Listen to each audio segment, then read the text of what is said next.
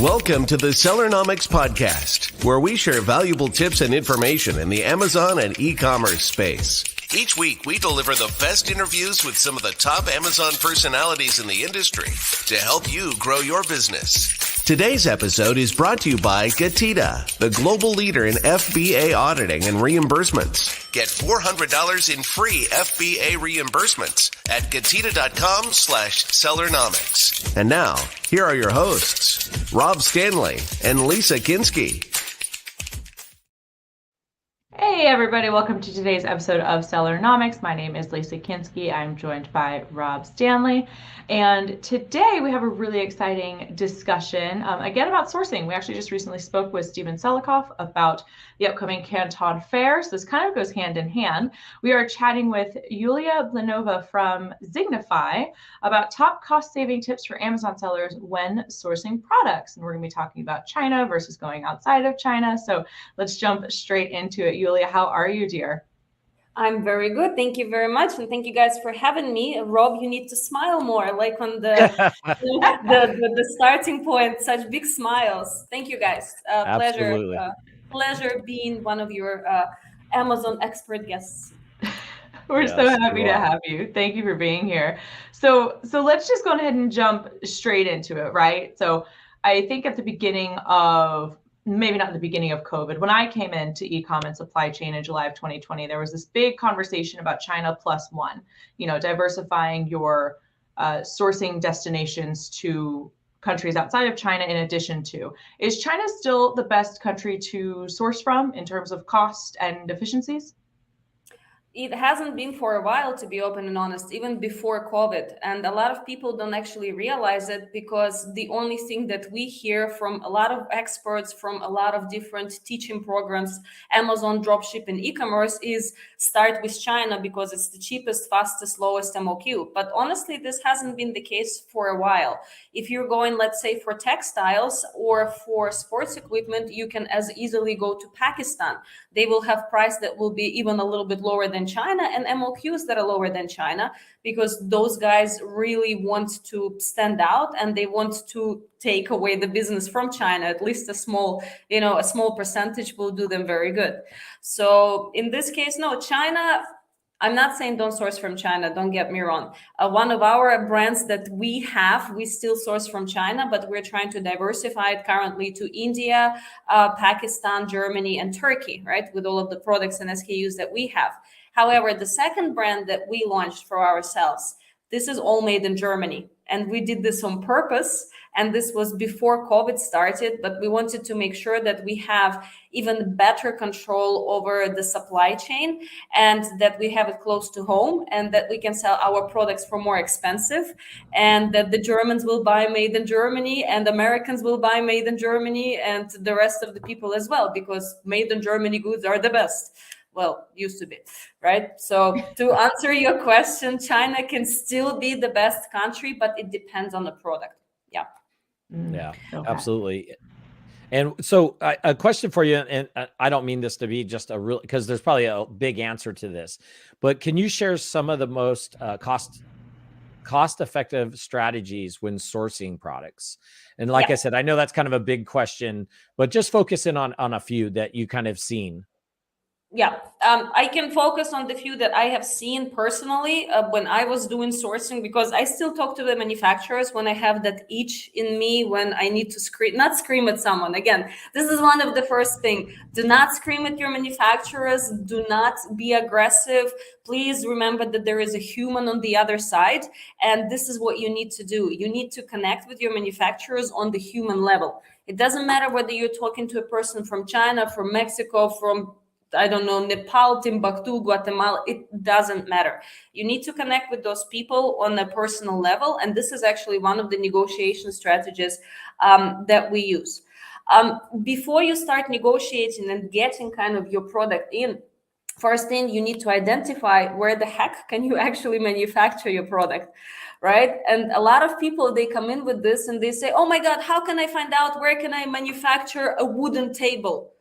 Okay, very easy, very, very easy exercise. Literally go on Google and you can type in top manufacturers of wood in the world, top producers of wood in the world, top importers, top exporters, right? And you will have a certain number of countries that deal with this particular material. Because one of the things when we are looking at sourcing that is done outside of China, what we need to look at is we don't necessarily source by product, we source by material. Because most likely the product like you have is not being produced, but it can be, but the material is, already there. So this is the first thing that we do. Secondly, we're getting in touch with the factories, and please do not communicate. And I say this all the time, but people for some reason are still not listening to me. Please do not get in touch with 3 companies, send them one email, and then come to anyone to complain saying, oh my God, I didn't get any prices. For us, when we're doing sourcing outside of China, we call it ROW, rest of the world. We get in touch with about 60 potential manufacturers, because out of them, 30 will respond. Out of them, 10 or 15 will give prices based on your products. Let's say you got in and you start communicating with the potential manufacturers. First, extremely important point of negotiations is actually to tell the potential manufacturer about yourself, about who you are, where have you been, where you're at, and where you're going to. A perfect example to this is when we were starting our second brand, the one that we're producing in Germany. We were in touch with actually over 100 different manufacturers because we could. And it's, of course, so much fun.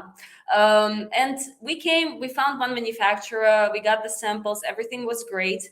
And we came to the point of negotiating the prices. He was asking us how much we're going to sell the product for. We told him, he's like, oh my God, you're going to make crap load of money. We're like, wait, hold off.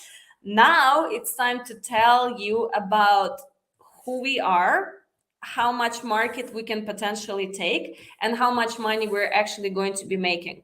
So one of the first things is please tell the manufacturer about yourself. If you're an existing Amazon seller, share the numbers. It's not going to kill you. If you're making, 500K per year or 500K per month, share those numbers. Share the revenues. Do not share. You can share your margins as well later on in the negotiation stage.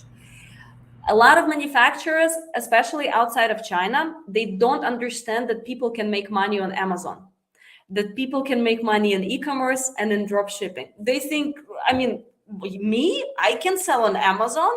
For us, right, it's absolutely normal thing because we're within this community that seems to have thousands of people. But in reality, if you look at the percentages of people who are in this and people who are not in this, we're a fraction of nothing. So the factories who are owned by 55-plus-year-old white men, no offense to 55-year-old plus white men, but this is kind of, the trend in there. Those guys, they don't understand e-commerce. They don't understand Amazon. So you need to explain this to them. And we go as far as showing them screenshots from using, for example, information from helium-10, right? From the X-ray thing. So we're showing, hey, look, this is the product that we want to sell. Here's how many people are selling it. Here's how much money they're making per month. And we want to have 10 or 20 or 30% of that market. Then the jaw falls down and then or drops down, and the manufacturers, potential manufacturers, they're more open to negotiation. So you need to set that scene that you are looking to do business long-term, and you need to show them what additional benefits you're bringing to them. Currently, just telling them, hey guys, I'm going to buy from you, this is no longer not enough. If you look at a lot of manufacturers in Europe, in Turkey, in US, there is a problem. They're booked out, they're increasing their prices, and they can pick their customers. We have some people who come to us and say, oh, my manufacturer said his lead time is 30 weeks. I'm like, excuse me, did you mean 30 days? No, 30 weeks. I'm like, okay, that's fun. Let's do something about that. And when we came in and we talked to this guy's manufacturer, we explained who, and he was in the call as well. And we explained in more detail who he is, how much he's selling, how much he potentially will buy. The lead time all of a sudden, so they could start production in 1 or 2 weeks all of a sudden, because they saw better potential for cooperation and growth. So this is something you need to properly indicate to your manufacturer. One of the things in order to negotiate your prices better, and again, this goes for China, this goes actually for any country in the world, is know who you're talking to, right? So if I were to talk to Rob, for example, I would know which topics to bring upon to make him like me more. Like I would talk about, hey Rob, when is the next time you're gonna go golfing? Right? And where are you going? Who are you going with? And things like this. So you try to connect with people on a personal level. It's very easy to do, to be open and honest, especially we live in the 21st century. You can literally track anyone with everything unless they're hiding and living in the bushes somewhere, in a bunker, in the middle of, I don't know, Greenland or something like this. When we get in touch with the manufacturers and we see that there is progress in there and that we need to further push some buttons, we will explore who we're talking to on the other side. As easily as we will check the person on LinkedIn, on Xing, Instagram, Facebook, any other social media that can be present in the country where this person is located. It's not really stalking. It's checking out your opponent and seeing what you can do with the information. Again, when we're communicating with someone, we're not lying to the people. We're trying to show genuine interest. And based on this, one working bee to the other worker bee, you build this relationship, and you have, like in China, we call it guanxi, right? And you build this, and you will be able to negotiate a little bit better. Which kind of leads me to the next point. Don't always disclose to the manufacturer that you are the big bad boss or the big good boss, depending on how you run your company, because I can be either. So we like to come in and we call it the undercover hack. You go into the manufacturer, you negotiate, and you say that, you describe the company, you share all of the information, how I mentioned, and you say that I'm not the boss, right? That I have this boss, he is not a bad person, pretty good, but if I don't get the job done, if I'm not going to be able to lower down the price for the 10 cents, I'm afraid I'm going to lose my job. Can you please help me? I don't know how, but in the future I will try to repay you, and please. So you can kind of use this kind of technique, saying I'm not the boss. My boss today is a menace, is the devil, and he will not let me live a good life unless I get this price. And you'd be surprised how much power the account managers have, or account managers, sales managers, call them whatever you want, because they also have a boss who they might not necessarily like. And they might connect with you on that level. And honestly, it might be a naughty trick, but we use this and it helps us to get the prices down.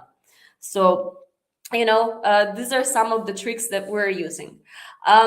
It's extremely important when you're sourcing. China is a great place to source. About 40% of our projects still come from China.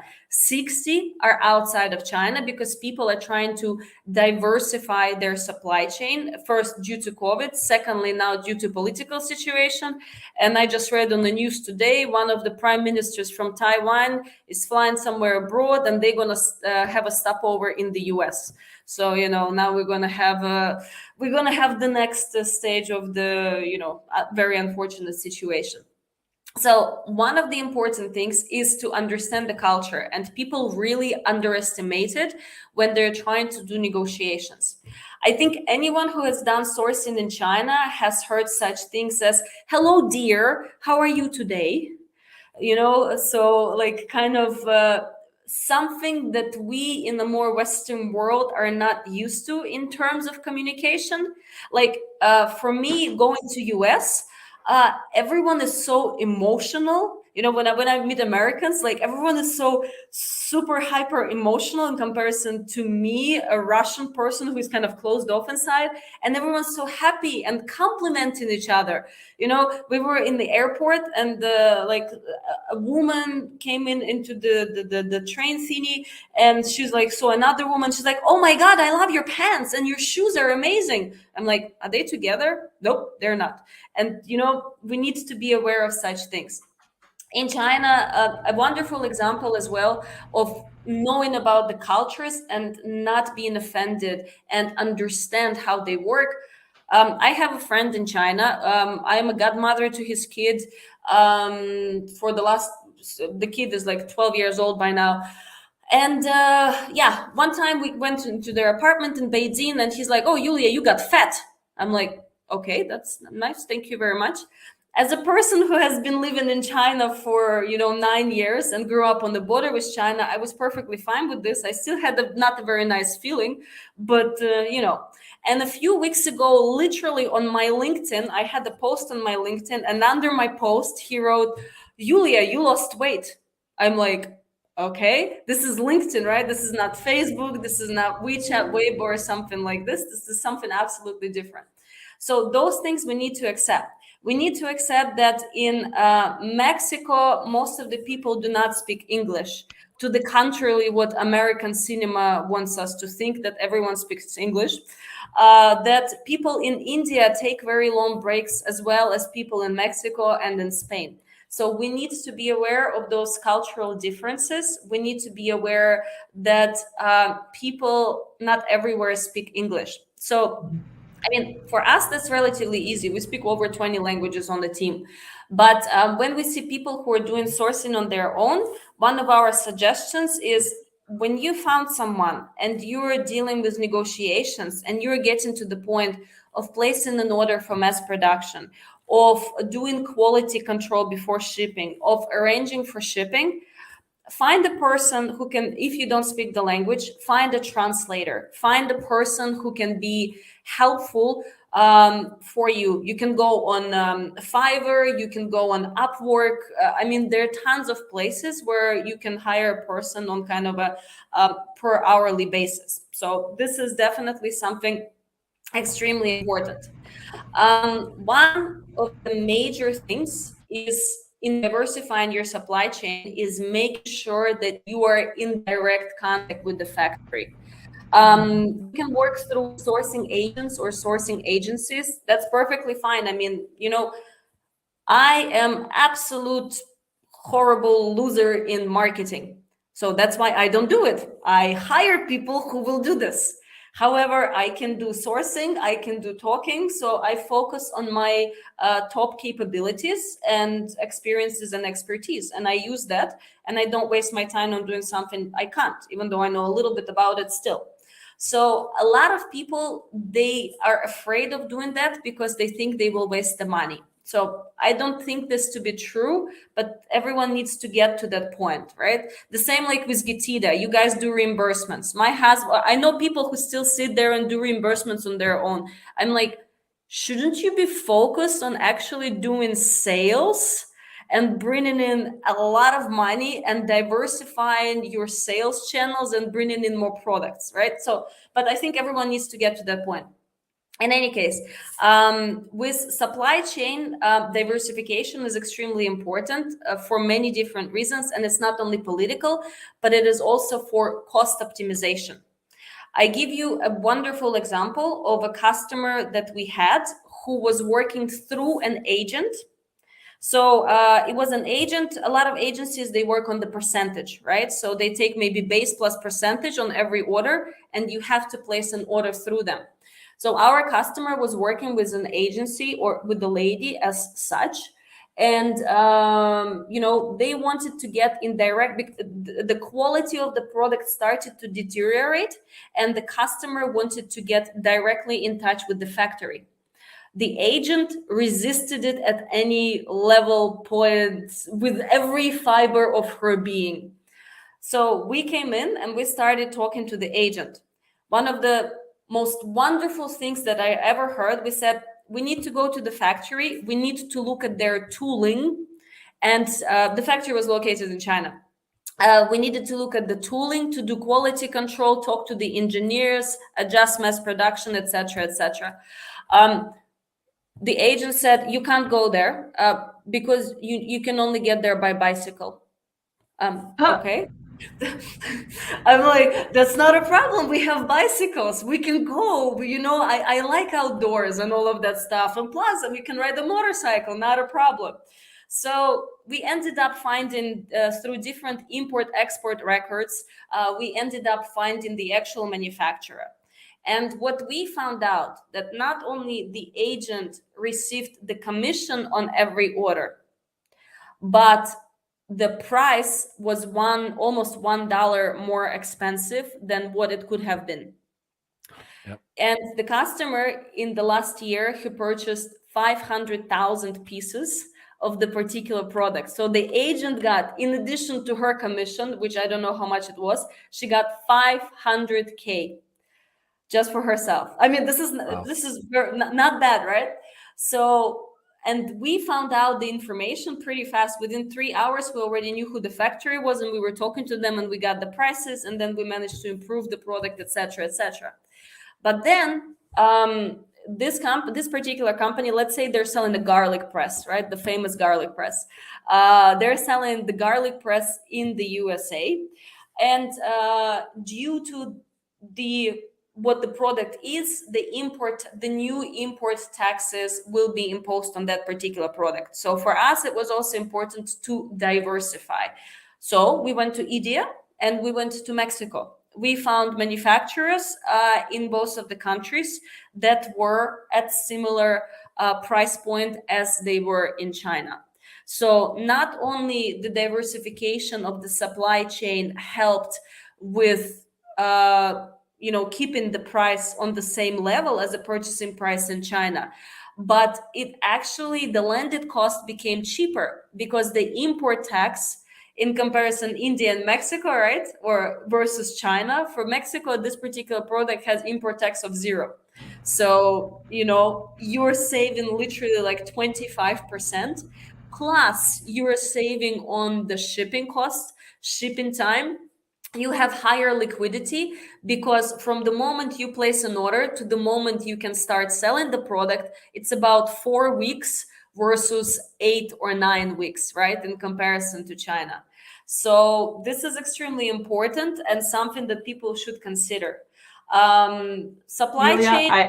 I don't want to interrupt you, but we do have to take a quick break. You are on a roll. I'm loving all of this, but we're going to come back and continue to talk about cost reduction strategies. And I want you to share more with folks about how they can verify whether or not they're working with the actual factory as opposed to losing out on 500K working with an agent who they think is the factory. So let's take a short break and we'll be right back.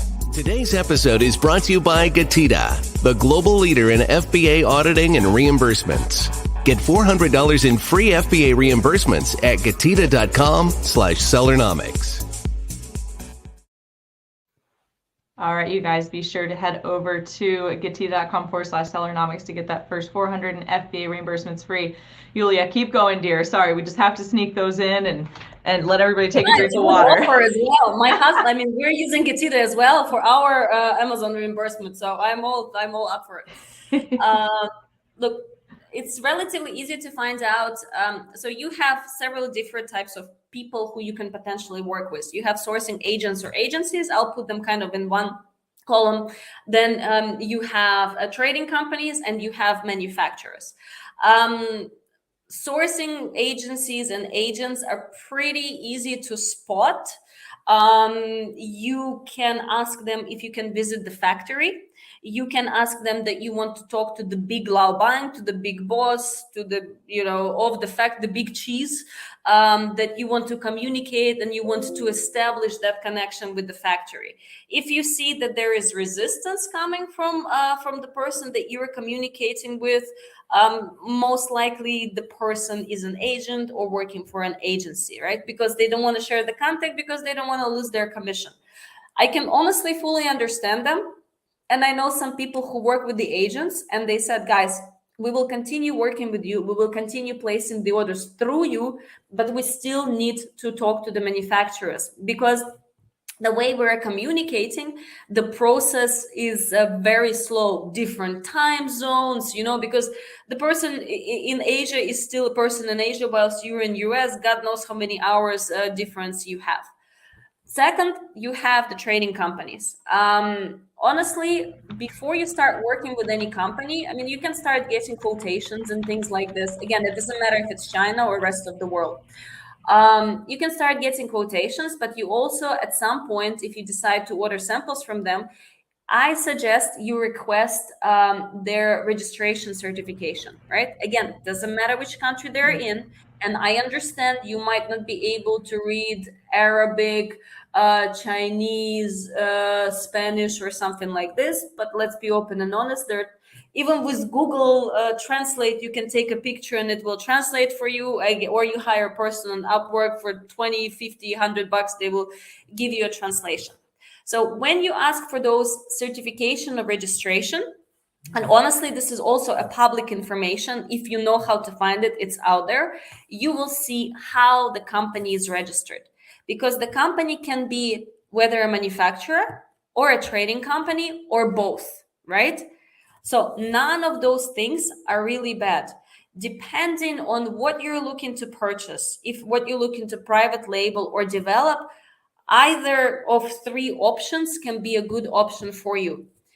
If you're a person who has, maybe larger quantities and you would like to do a little bit more of a private label and do some changes on your products, then I suggest a manufacturer.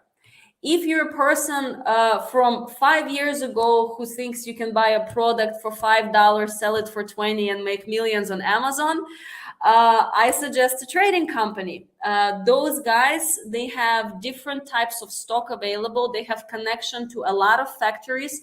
So you can literally buy products worth a couple of hundred in the factory packaging, send them to Amazon or to your e-commerce store and start selling them and see, have a kind of a beta test and test drive it and see if it sells. Then you can say, all right, guys, I want higher quantities, I want better pricing, or start searching for a manufacturer. But trading companies are good in the sense, again, they have a lot of connections and you can have smaller MOQs, minimum order quantities with them, right? So for smaller guys, good option. Third type is manufacturer and trading company, which is awesome, right?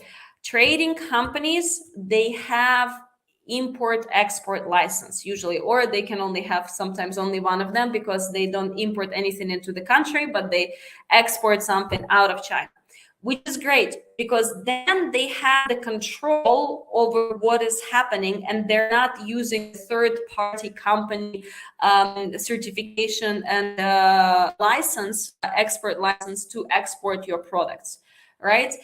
With those companies, you can also potentially try and buy in local currencies. And this goes not only for China, this goes for other countries as well. In other countries like Germany, all throughout Europe, even all throughout US, they're not really you can't really call them trading companies, but kind of trading company mixture of a wholesale kind of thing. So let's say you would like to launch a line of cosmetics, right? And you found a manufacturer in the US, which is tons of them, and they actually have all the jars and bottles. But let's say you want a special jar or bottle. And you don't want to order from China, you want to order locally because it will come faster. So in this case, I actually don't suggest going on Amazon because a lot of those smaller businesses, they go on Amazon and buy those jars. you can literally go into Google and type in something like 50 milliliter glass jar by 500 pieces. And you will have tons of websites popping up who are selling in such larger quantity, and they will definitely have a better price for you. So again, trading company is not always bad. It depends on the situation that you're in. And this goes for many different countries. Another point is, in China, where a lot of companies they source, or a lot of people they source with the help of Alibaba. And some people say, oh my God, you source with the help of Alibaba. What the hell are you doing? What am I paying you for? Guys, if you know how to use Alibaba and 1688, which is Yao Liu Papa, their Chinese original counterpart, you will be covered in a wide sense of what you're looking for. It's about communication. It's about what questions you're supposed to ask. And the same goes for Europe, US. There are a few platforms out there that you can potentially use, but you need to be very careful with them. So one of the tips, I think you're gonna scream at me soon, finish. So one of the late, because Rob is looking already very not happy. One of the tips is, when you're looking at the websites of the manufacturers that are located outside of China, let's say you found them through Google, through Instagram, YouTube, or something like this, do not always believe everything that you see on the website. Most of the companies outside of China are still technologically challenged when it comes to updating their websites. You look at the website, it looks like it's from 1995. So everything you see there doesn't mean they produce. And everything you don't see there, they can still produce. So you need to make sure to talk to the people. And this is one of the major points. Sorry, last tip. For us to get one price on average, outside of China, takes 3 emails and 4 phone calls to one factory, right? This is to one factory. For example, we're doing sourcing for Amazon. So this is for them also kind of a medium that we're using and getting good results, or for any Amazon or e-commerce seller. Yeah. So can I continue talking, or you guys want to ask some questions? Well, no, we want to actually make sure that there's enough time for you to talk a bit about Zignify and what you guys do. You gave a lot of great information that Amazon sellers can take advantage of. And of course, we want them to follow up with Zignify and with you if they have more questions. But tell everybody a little bit about Zignify, what you guys do, and how you help these Amazon sellers. You covered a lot of great tips here. But, sometimes, like you were saying earlier, sometimes you got to just outsource to GETIDA, like we talked about. And there's other times, it's like maybe you sourced, maybe you think you found a good price, but why not follow up with somebody like Zignify to find out if maybe you are getting the best price, or if you're going to launch a new product, maybe they can help you find that product. So tell everybody a bit about Zignify and what you guys do. Yeah, sure. I've been in this business for 18 years. I spent 9 years in China, then Singapore, then, Germany. And I started the company about 2 years ago. And we grew from me, one person, to almost 50 women. Sebastian is our only guy on the team. So what I keep saying is International Women's Day is not a good day for him. Yeah, we work with, again, Amazon is one of our customers. We do sourcing for them. We work with a lot of aggregators. We work with big companies. We work with small companies. We have one of our customers, and I really admire her. She's a nurse in a hospital in Paris, and she's launching her clothing line. She's in mass production right now, which is awesome. We help with sourcing globally. We help with product optimization, just in general, because you want to have higher margins. And we also help with cost optimization before you sell, before you exit, because the higher margins you have, the more money you will get.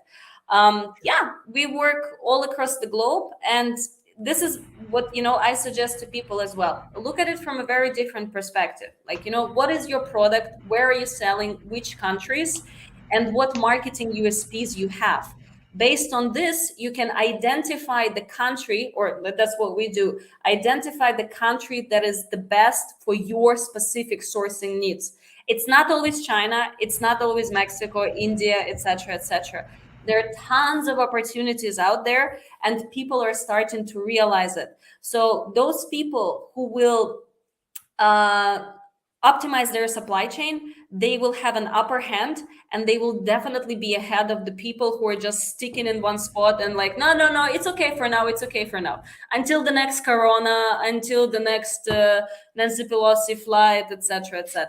So yeah, absolutely. Awesome. Well, yeah, let folks know where they can learn more about you and Yulia. If they have any questions, if they want to reach out, where can they get a hold of you? They can go to you wonderful, lovely people, have a great day. You can go to our website, which is zignify.net. You can also send an email to me, which is, think over there on the screen if I'm pointing correctly, Yulia@zignify.net, and we would be happy to actually talk to you. We always GETIDA gives $400. We can't give away money. We're not that big. But we give away free consulting sessions. So if you come to us, even just, for half an hour, just to chat with us and to pick our brains, absolutely not a problem. We can do that. And we will not even try to sell to you, because honestly, we believe, again, because we're Amazon sellers ourselves, we believe in customer value overload. So this is as what we Amazon sellers offer to our customers. And this is the service that we provide to the people who come to us to get our service. So if you're happy, one day you'll come back to us. We're perfectly fine with this. If not, and you're still happy, we're also happy. It's all good. And for anybody listening on the audio platforms, that is Zignify, Zignify.net. That is Zignify. Awesome. Z is very American, right? I think in yes, Canada they usually say Z. Everyone else says Z except for us. So sorry, for our international listeners, Zignify.net. That just throws me off. But also, thank you so much for being here, Yulia. We really appreciate your time, dear. Rob even sent me a message. Do you guys have your own podcast? Because if not, you should start one. Because you're very well spoken, very knowledgeable, and if you have the time. That's the point where I'm with Rob. The time concern, because I'm going to calculate how many days or weeks we have actually spent at home since December, which is not much. So, but yeah, we need a little bit more time in the day. Then we're good. Yeah. Yeah, I understand that completely. Well, thank you for coming on the podcast. It was absolutely great information. I think we're going to have Sebastian on at some point here. We're still trying to schedule him. So I'm sure that'll be another great bunch of information, and probably be a lot of good conversation. I know it's crazy. I see you guys everywhere, and it just like you see me. So it's a lot of fun when I do get to see you guys. Great information, because I've dealt with some of those situations. I actually went to a factory one time, and there was this guy who was basically, we didn't realize he was an agent. But it became apparent because we're at the factory, and I looked at the guy and I said, "Hey, where's the restroom?" He had no clue. So if he was from the actual, factory, he would have, of course, known where the restroom was. Right. And it was funny. He had to ask somebody else. So I knew immediately the guy was the agent, but we had a really good price with them. He also was good at kind of keeping that communication between us and the factory. So definitely been there and done that. A lot of those different scenarios you gave. But thank you so much for coming on the Sellernomics podcast. We absolutely appreciate you and Sebastian, and of course, Zignify family. And you guys are always great. So be sure to go check out Zignify, Zignify.net. I know you say it different, but that's our American listeners, Zignify.net. Yeah. Be sure to go check them out. And thank you again for coming on the podcast. We appreciate it. Thank you, guys. Have an awesome day ahead of you. Thank you so much. Thanks for joining us this week on the Sellernomics podcast. Special thanks to our sponsor, GETIDA. Did you know that Amazon probably owes you money for FBA reimbursements? Get $400 in free FBA reimbursements at GETIDA.com/Sellernomics. Be sure to join us again next week for more great tips on how to grow your business. And thanks again for listening.